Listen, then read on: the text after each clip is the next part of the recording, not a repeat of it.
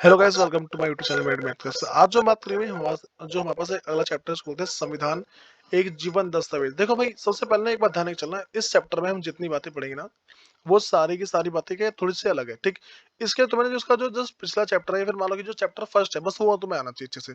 ठीक है। और मैंने जितने भी चैप्टर है सबकी वन शॉट वीडियो बना रखी है, उसको जरूर देखना एक बार। तो सुनो, संविधान एक जीवन दस्तावेज है।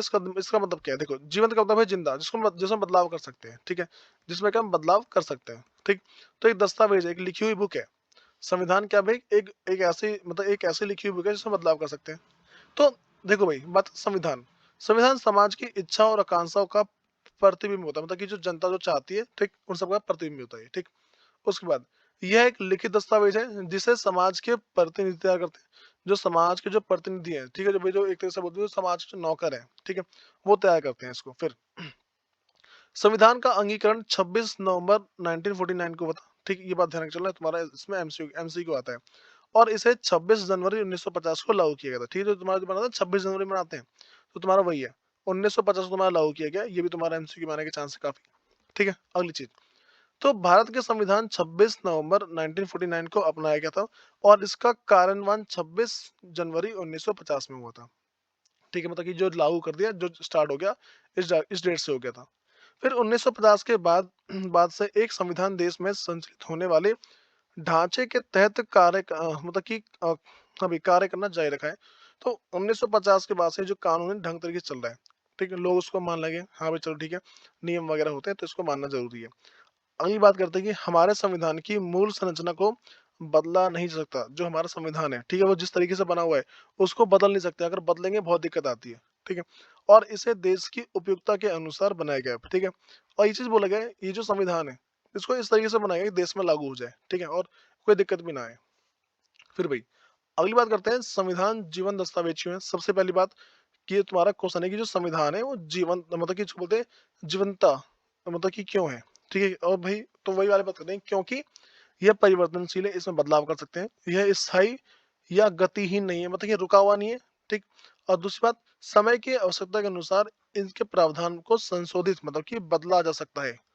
ठीक है, बदला सकते हैं। उसके बाद संविधान के पीछे राजनीतिक सोच प्रमुख नहीं, बल्कि समय जरूर मुख्य है। देखो, इसमें ना भाई राजनीति क्या सोचती है वो मतलब नहीं है, लेकिन समय क्या सोचता है वो बहुत महत्वपूर्ण है। ठीक, अगला, एक जीवन संविधान।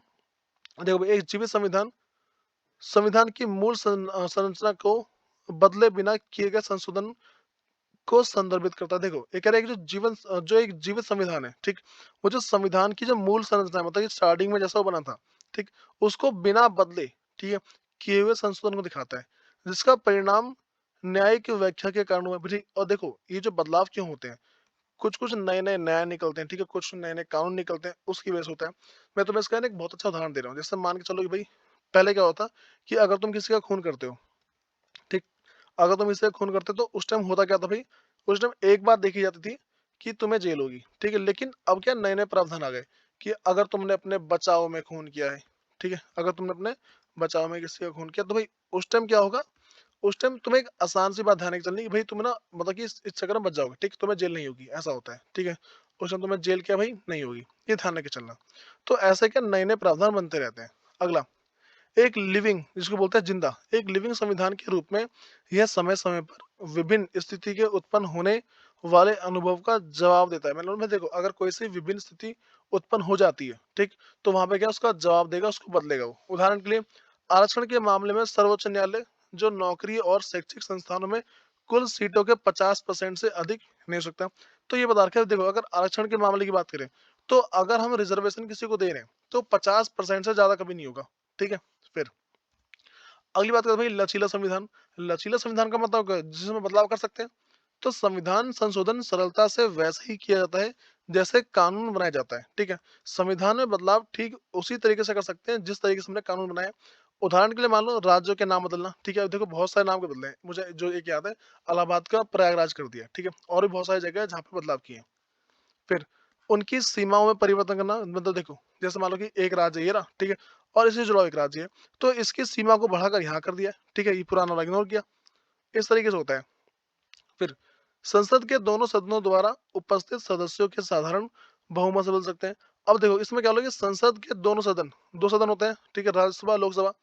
तो दोनों सदन द्वारा उपस्थित सदस्यों के साधारण बहुमत से बदल सकते हैं। भाई अब यहाँ पे ना जो भी बदलाव करना है, ये सारा क्या है, जो जनता है उससे पूछ के फिर जाके किया जाता है। अच्छा देखो एक्चुअल में जनता से नहीं पूछते, जो उनके प्रतिनिधि हैं, जो उनके नेता है, ठीक? जो जनता के देखो, जो जनता है उनसे डायरेक्टली नहीं पूछते, जो उनके नेता होते हैं, ठीक? उनसे पूछते हैं भाई ऐसा कर दे, वो बोलते हैं हाँ भाई कर दो, हमें क्या दिक्कत है। अगली बात करते हैं भाई कठोर संविधान क्या होता है? देखो, संविधान की कुछ धारणाओं को बदलने के लिए संसद के दोनों सदनों का 2/3 बहुमत आवश्यक है। कुछ-कुछ संविधान ऐसे होते हैं, कुछ-कुछ कानून ऐसे होते हैं, जिसमें बदलाव करने के लिए जो दोनों के दोनों सदन हैं, ठीक? जैसे मान लो दोनों सदन में मान लो मैं ऐसा बोल दूँ कि 400 लोग हैं, ठीक है? तो 400 को 2/3 से डिवाइड कर दो, ठीक है? 2 से मल्टीप्लाई 3 से डिवाइड करो। चलो मैं ऐसा बोलूँ कि 300 है, ठीक है? 300 लोग हैं, तो 300 में से अगर 200 लोग राज़ी हो जाते हैं, उसके बाद बदलाव होगा वरना नहीं होगा। और कुछ के लिए बहुमत के साथ-साथ कम से कम आधे राज्यों के विधानमंडल द्वारा संशोधन पर समर्थन आवश्यक है। और कुछ-कुछ संविधान ऐसे हैं, कुछ-कुछ कानून ऐसे हैं, जिसमें भई मतलब कि जो दोनों सदन है, इसके तो चाहिए ही चाहिए और जो विधानमंडल है, ठीक है? विधानमंडल की जो समर्थन है, उनका भी सपोर्ट चाहिए होता है। बिना उनके सपोर्ट के हो ही नहीं पाता वो।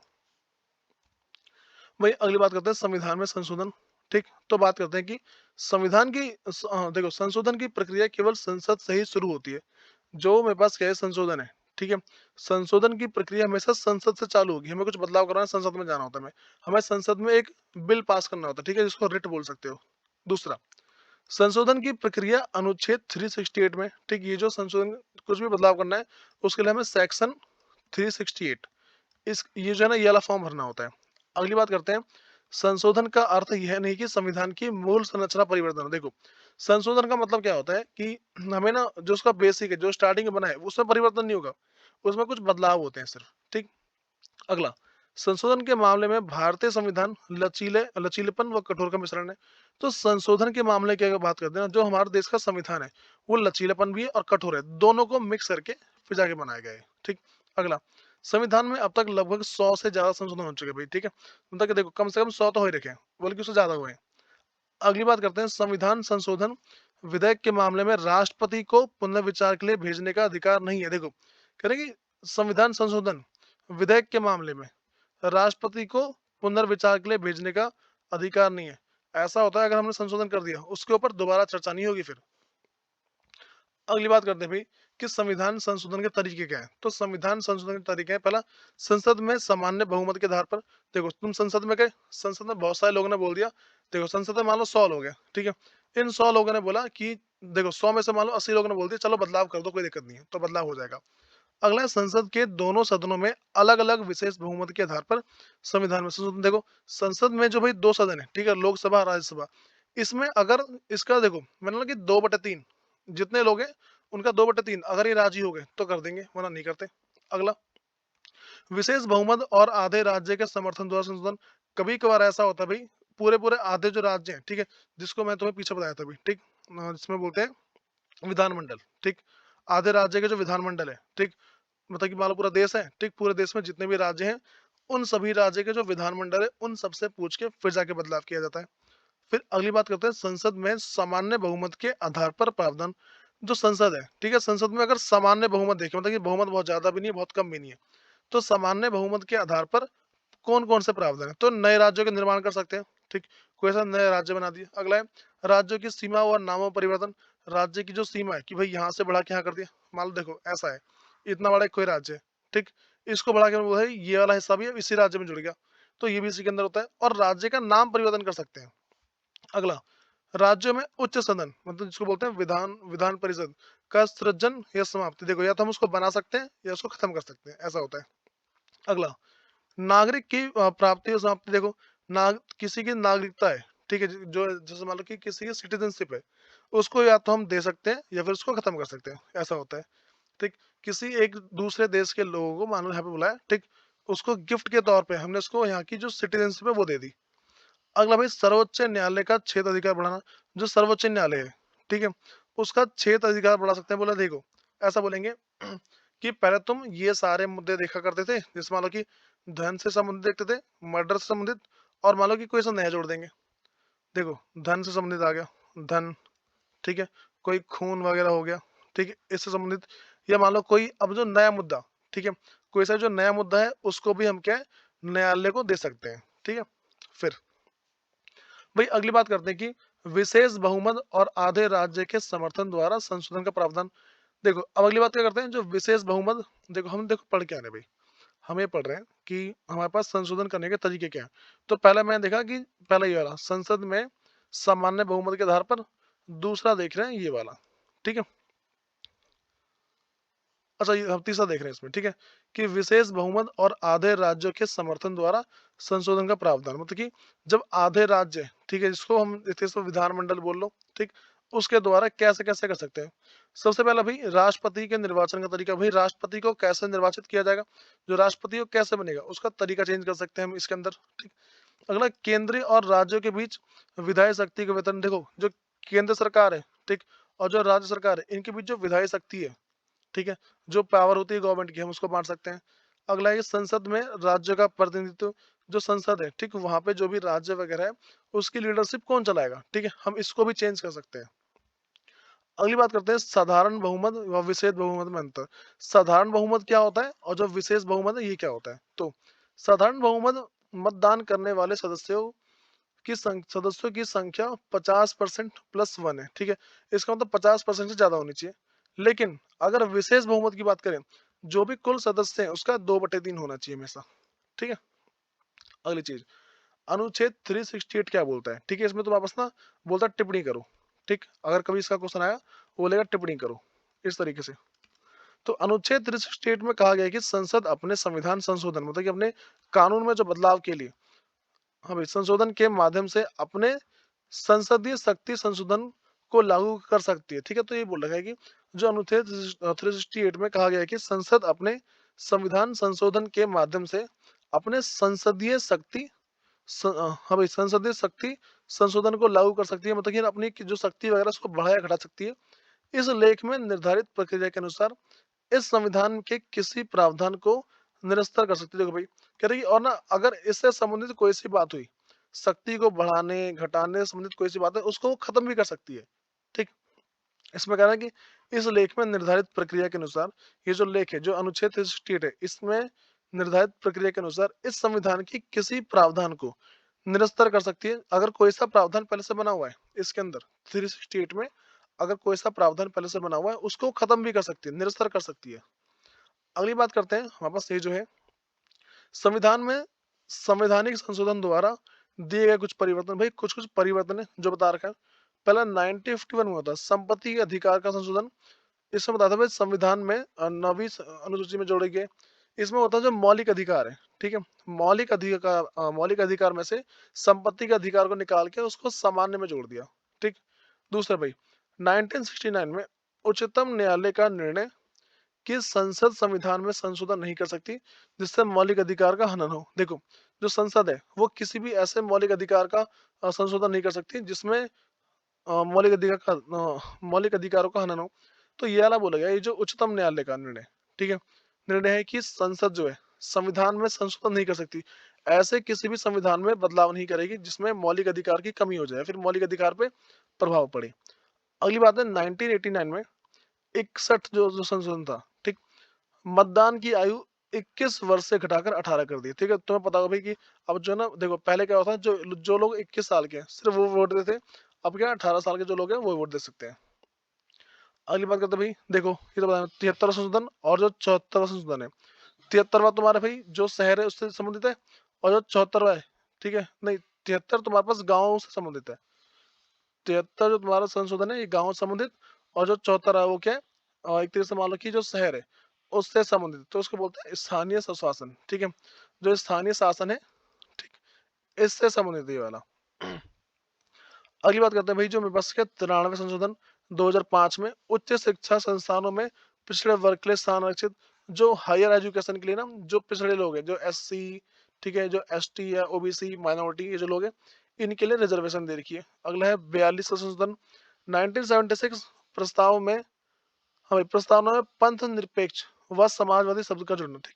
भाई पंथ निरपेक्ष बोला या फिर जिसको बोलते हैं समाजवादी लोग, ठीक। पंथ निरपेक्ष वो लोग हैं जो किसी भी धर्म को अपना सकते हैं, ठीक, मतलब उन्हें आजादी दे दी कि तुम्हें जिस धर्म में जाना जाओ।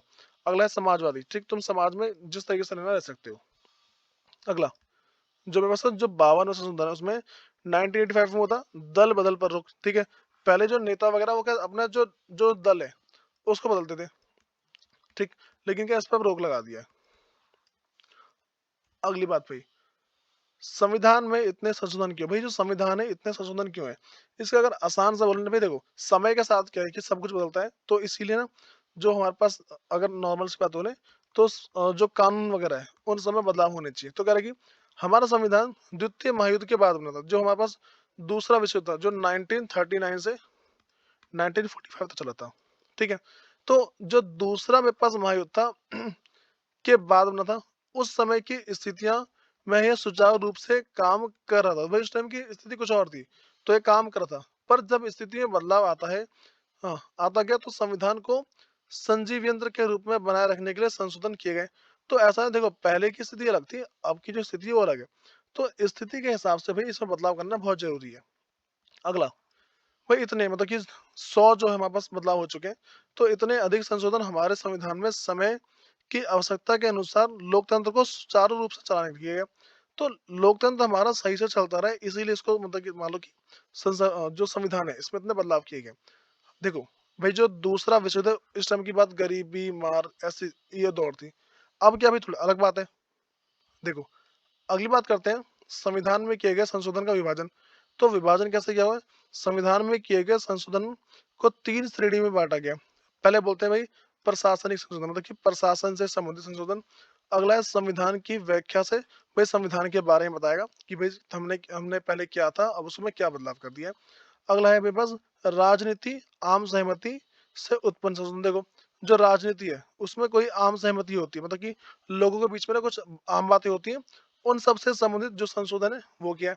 इसका सिंपल सा मतलब है कि पहले राजनीति चलती कैसे थी, अब राजनीति कैसे चलती है, इन सब से संबंधित संशोधन था। हाँ भाई, अगली बात करें इसको बोलते हैं कि विवादास्पद संशोधन, ठीक? कुछ-कुछ संशोधन ऐसे होते हैं जिनके पीछे बहुत बहस होती है। तो वे संशोधन जिनका कारण विवाद हो, ठीक है? किसी विवाद के कारण संशोधन होता है ना, उसको क्या बोलते हैं हम? विवादास्पद संशोधन। तो संशोधन 38, 39 और 42 विवादास्पद माने जाते हैं क्योंकि ये अल्पकाल में हुए संशोधन इसी श्रेणी में आते हैं। क्योंकि भाई इसके पीछे ना देखो क्या बता रखा है कि विपक्षी सांसद जेलों में थे और सरकार को असीमित अधिकार मिल गए थे। भाई यहाँ पे जो विपक्षी थे वो सारा जेल में थे और सरकार ने इस बात का फायदा उठाते हुए ये 3 बदलाव कर दिए, ठीक? उसके बाद अगली बात करते हैं संविधान की मूल संरचना का सिद्धांत। देखो, जो संविधान है उसकी मूल संरचना क्या है, वो इसका मतलब है कि वो बना कैसे है। मूल संरचना मतलब है ये बना किस तरीके से है, ठीक है? बना कैसे है, ठीक है? अब सुनो, यह सिद्धांत सर्वोच्च न्यायालय ने केशवनंद भारती मामले में 1973 में दिया था, ठीक है। ये भाई देखो जितने भी चीजें हैं, ठीक, ये सारा सारा कब दिए थे? 1973 में दिया गया था। इस निर्णय ने संविधान के विकास निम्नलिखित सहयोग दिया भाई। और जो इस ये जो निर्णय है मतलब कि संविधान की मूल संरचना का सिद्धांत है, संविधान की मूल संरचना का जो सिद्धांत है उसमें क्या क्या सहयोग दिया उसकी बात करते हैं। पहला, संविधान में संशोधन करने की शक्तियों की सीमा निर्धारित की हुई है। देखो, जो संविधान में जो संशोधन हो रहा है उसकी सीमा निर्धारित कर दी गई कि भाई तुम कितना बदलाव कर सकते हो। दूसरा, यह संविधान के विभिन्न भागों के संशोधन की अनुमति देता है पर सीमाओं के अंदर। देखो, भाई ये बोलता है कि तुम संविधान में बदलाव कर लो लेकिन एक लिमिट में रहकर। एक लिमिट में, ये नहीं कि तुम भाई कुछ ज्यादा बदलाव कर दे रहे हो, ऐसा नहीं होना चाहिए। अगला, संविधान की मूल संरचना का उल्लंघन करने वाले किसी संशोधन के बारे में न्यायपालिका का फैसला अंतिम होगा। देखो, कह रहे कि अगर तुमने कोई ऐसा ऐसा बदलाव किया, ठीक है, जो जो हमारे जो बनाए हुए कानून है, संसद देखो संविधान में बदलाव करने के जो कानून है अगर तुम उसका उल्लंघन करते हो तो इस पे जो अंतिम फैसला है वो न्यायपालिका लेगी। हाँ भाई, अगली चीज हमारे पास है कि संविधान एक जीवन दस्तावेज है। देखो इसके बारे में तुम्हें स्टार्टिंग पढ़ा दिया, फिर भी देख लो इसमें कि क्या क्या है। संविधान एक गतिशील दस्तावेज है जिसमें बदलाव चलता रहता है। तो भारतीय संविधान का अस्तित्व 67 वर्षों से है, ठीक, अब तो इससे ज्यादा हो गया, ठीक। इसी बीच यह अनेक तनावों से गुजरा है। भाई इसी बीच क्या है, काफी ज्यादा तनाव से गुजरा है। फिर भारत में उतने परिवर्तन के बाद भी यह संविधान अपनी गतिशीलता और बदलती हुई परिस्थिति के अनुसार सामंजस्य मतलब कि कोऑर्डिनेशन मान लो कि मिलजुल के चलना के साथ कार्य कर रहा है। फिर परिस्थिति के अनुकूल, जैसे परिस्थिति है उसी के हिसाब से परिवर्तनशील रहकर नई चुनौतियों का सफलतापूर्वक मुकाबला करते हुए भारत का संविधान खरा उतरता है। देखो भाई, बहुत सारी समस्या आती है, बहुत सारे परिवर्तन करने पड़ते हैं, और उन्हीं सारी सारी परिवर्तन को करते करते ये जो संविधान है अभी भी क्या है, अच्छा खासा चल रहा है। ठीक, यही उसकी जीवनता का प्रमाण। ठीक, अगर तुमसे कुछ कोई पूछ दे कि भाई संविधान एक जीवन दस्तावेज है, इस पर बताओ भाई कि क्या क्या है, तो सारे पॉइंट बनाने लग देना। तुम्हारा पहला पॉइंट यहाँ से यहाँ है, ठीक है, दूसरा पॉइंट यहाँ टिक देना, ठीक, ऐसे करके ना जो पॉइंट बना के इसके साथ लिख देना। इसी के तुम्हें ना इसी के लिखोगे तो 3 से 4 मार्क्स पक्का मिल जाएंगे। देखो भाई, तो मैंने जितनी बातें बताई ना उसमें सबसे इंपॉर्टेंट बात क्या है वो वाली बात सुनो। सबसे पहला, इसमें ना जितने भी मैं तुम्हें जो इंपॉर्टेंट बातें बताई हैं वो सारी याद रख के चलना। दूसरी चीज, जितने जो नोट्स हैं इससे कवर करना। तीसरी, अगर पॉसिबल हो तो भाई एनसीईआरटी है, इसके क्वेश्चन कर लोगे तो बहुत बढ़िया रहेगा। और चौथी बात यह है कि अगर भाई देखो कमेंट आते हैं, कमेंट आते हैं बस 100+, ठीक, तो इसकी जो इम्पोर्टेंट क्वेश्चन की वीडियो है, इम्पोर्टेंट क्वेश्चन आंसर की जो इसकी जो वीडियो है वो तो मैं बना के इसमें अपलोड कर दूंगा। ठीक, फिर मिलते हैं इसकी नेक्स्ट वीडियो में। धन्यवाद।